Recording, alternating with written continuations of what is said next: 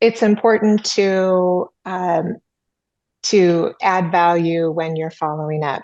Hey, I had something I saw a great property I want to share with you. Give me a call. Um, hey, I just found out about this new program. Give me a call and we'll talk about it when you have time. Something to that effect. Like, don't just be like, I'm just here waiting for you to buy. Yeah, Like, give them value. yeah, offer value. Because if we don't, we aren't delivering. If we don't deliver value, then we aren't valuable to them. Right. Great point. Yeah, and a lot of CRMs these days, and I'm sure a lot of people on this call have CRMs where you can see what they're clicking on, what they're looking at. You have them set up on IDX searches. You know what they're looking at. You don't have to call them and say, "Hey, I saw you just looked at 123 Main Street." Just call them and say, "Hey, I saw a few houses that I think would fit you perfectly. One of them is 123 Main Street. Check it out. Let's go take a look at it." Use what they're doing to help your case. Yeah. And then what about Oh, for both of you? What about in terms of when do you stop following up? What do you tell your teams? And When that's they probably tell you a to leave question you I've got. alone forever, that like when they say I dislike you and I never want to see you again, and then we'll start back up a few months later because they don't remember us. So forever.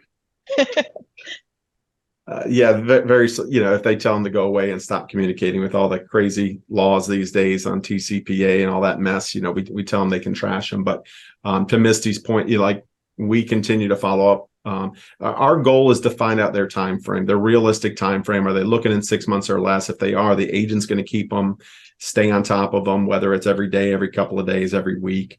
If they know for a fact that the buyer or seller is not going to do anything in the next 6 months, then we'll put them on automation with our ISAs. They'll still be getting home searches. They'll still be getting newsletters. They'll be getting monthly or bi-monthly texts and emails from the admin team that support the agent. They say like, "Hey, Andrew wanted us to follow up with you, see how things are going. How can we help? Different pre-written text messages that the ISAs are sending out just to stay top of mind. But we know at that point that they're not looking in the next 6 months at least. Got it. Got it. And to what you, Oh, go ahead, Misty. I was just going to say, I really key piece too is why would they remember you? It's so easy to ignore. If someone made an inquiry in one place, they did in three or four places, chances are, right?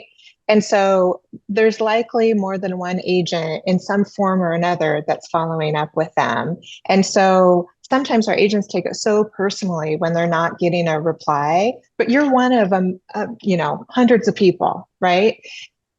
Even after that very first call, that's something we talk about when we listen to the recordings. Why would they remember you from that?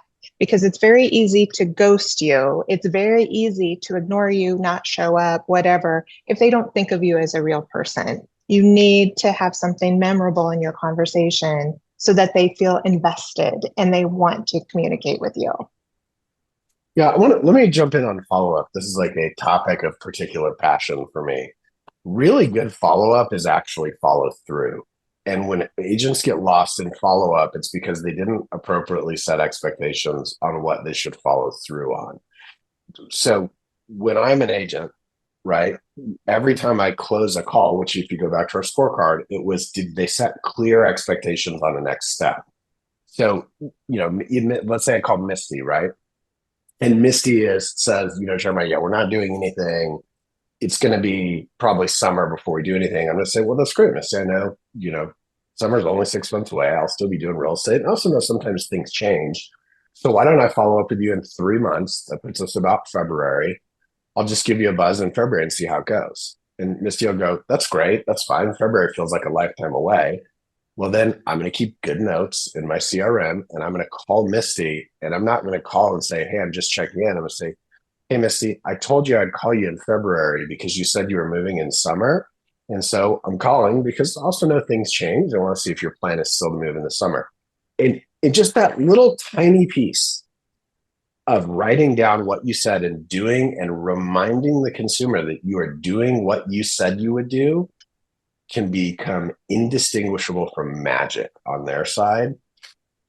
And so really good follow up is follow through. Follow through comes from setting expectations on the next step on the last call. So that's just a little rubric for you to use in your follow up.